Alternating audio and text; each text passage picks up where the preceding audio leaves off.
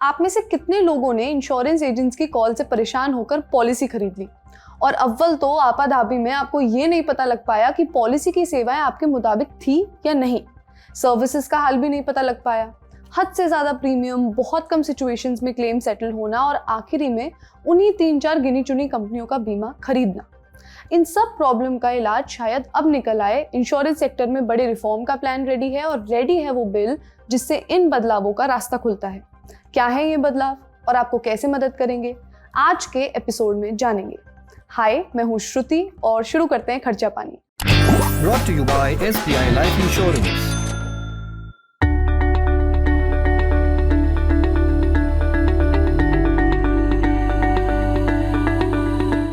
सबसे पहले एक फ्रेश डेटा लेते हैं और थोड़ा सरप्राइज एलिमेंट लाते हैं स्टोरी में।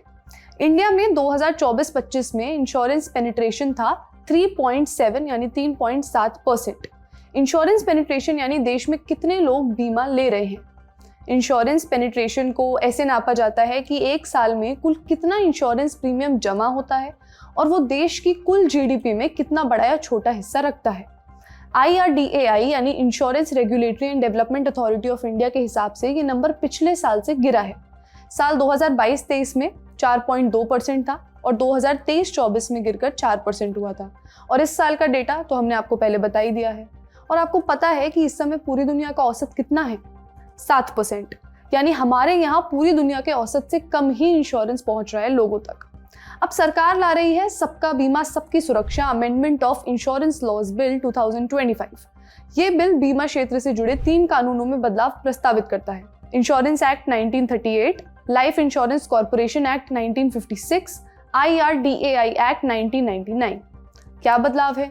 पहला है 100% FDI।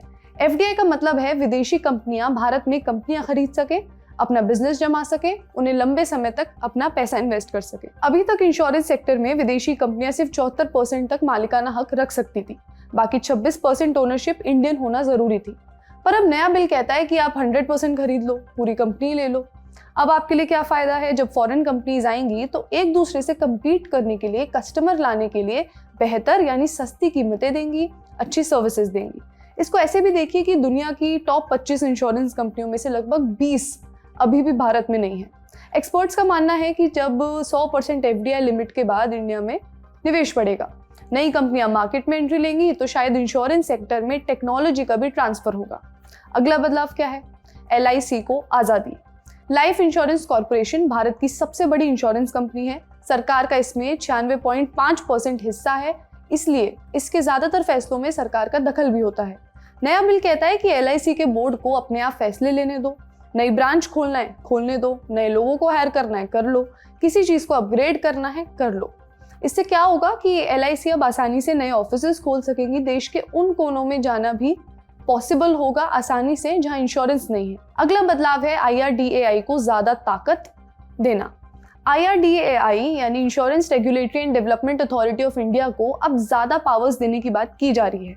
कह सकते हैं जैसे पावर्स सेबी के पास हैं। यानी अगर कोई गलत तरीके से पैसे कमाए तो सेबी उन गलत पैसों को सीधे जब्त कर सकती है। अब IRDAI भी ऐसा कर सकेगी। अगर कोई इंश्योरेंस कंपनी गलत तरीके से क्लेम को रिजेक्ट करेगी या पॉलिसी होल्डर को धोखा देगी तो IRDAI सीधे उन गलत पैसों को जब्त कर सकेगी। इससे होगा ये कि इंश्योरेंस कंपनियों को पता होगा कि अगर क्लेम को गलत तरीके से रिजेक्ट किया तो भारी जुर्माना झेलना पड़ सकता है।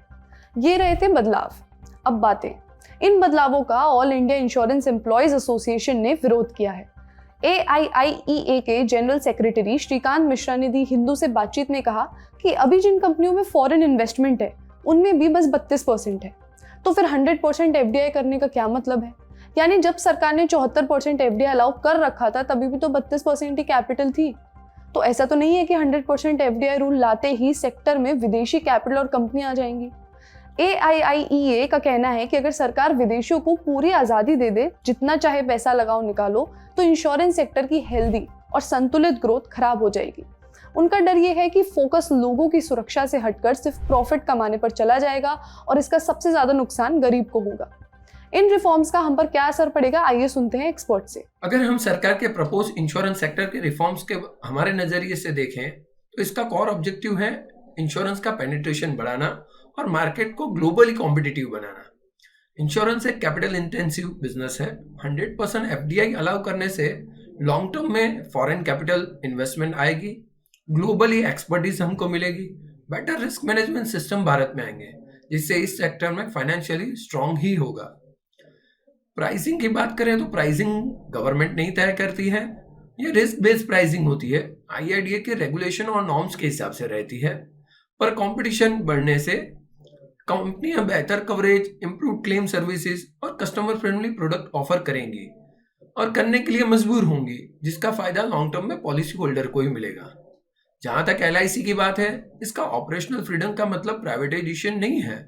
इसका उद्देश्य faster decision making, timely product launch, digital services को और इम्प्रूव करना ये है। यहाँ पर यह भी जानना जरूरी है कि इन रिफॉर्म्स में क्या छूट गया।